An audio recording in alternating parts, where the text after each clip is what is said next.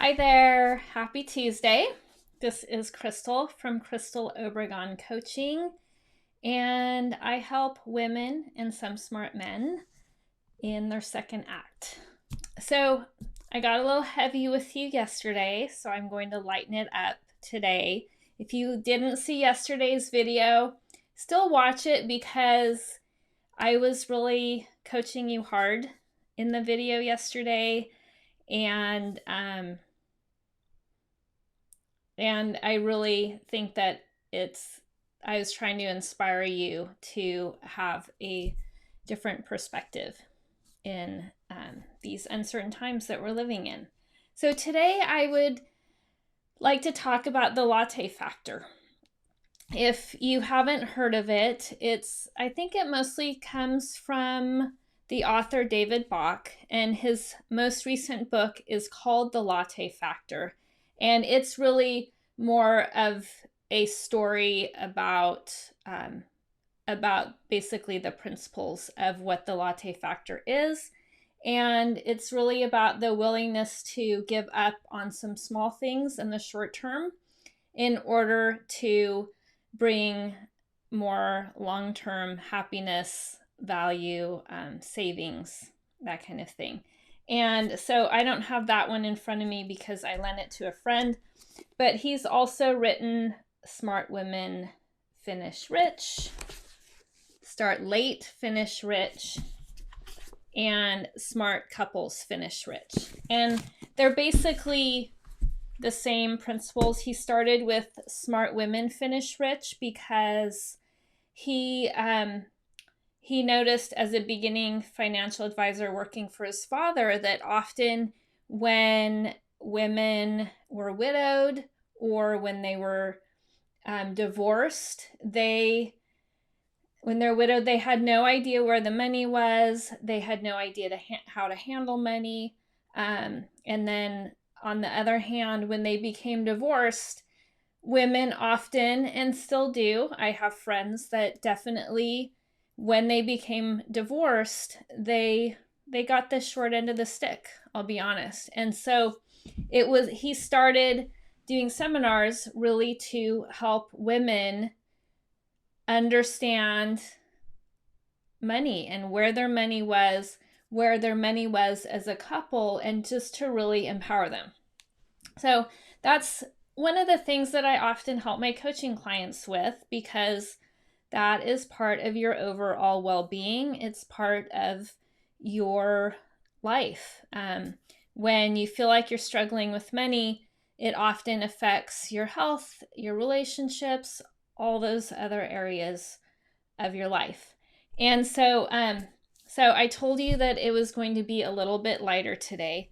And so I wanted to just say that here we are in shelter in place. And I think some places that sell coffee, like actual that you would buy. I know that one of the bakeries that I talked about yesterday, they're selling their bread, and so you can also buy to go ready-made coffees or lattes or mochas or whatever.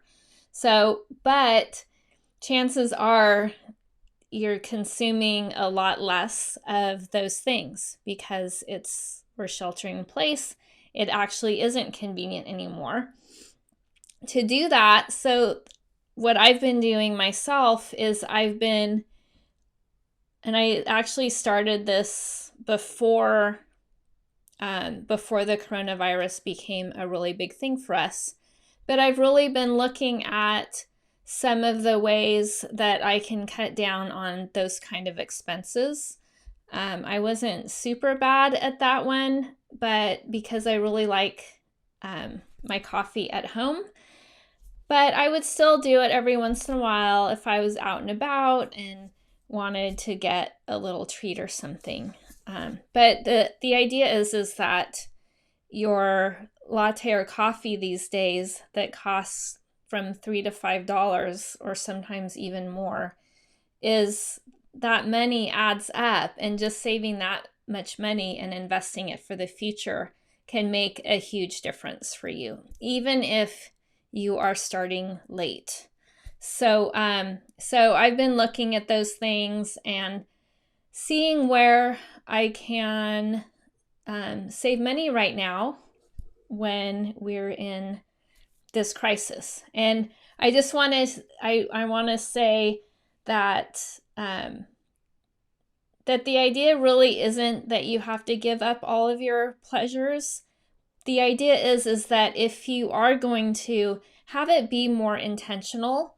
So I'm not saying that I'm cutting out all spending, because I actually don't think that that's necessarily a good thing to do right now. What I am doing is I'm being intentional about what I'm spending. For example, I'm still paying my son's piano teacher to teach him virtually because I want him to be there when this is over.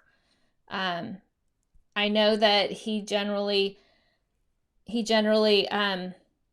relies on the lessons he does and playing with his band out in the world. And so he's not playing with his band out in the world.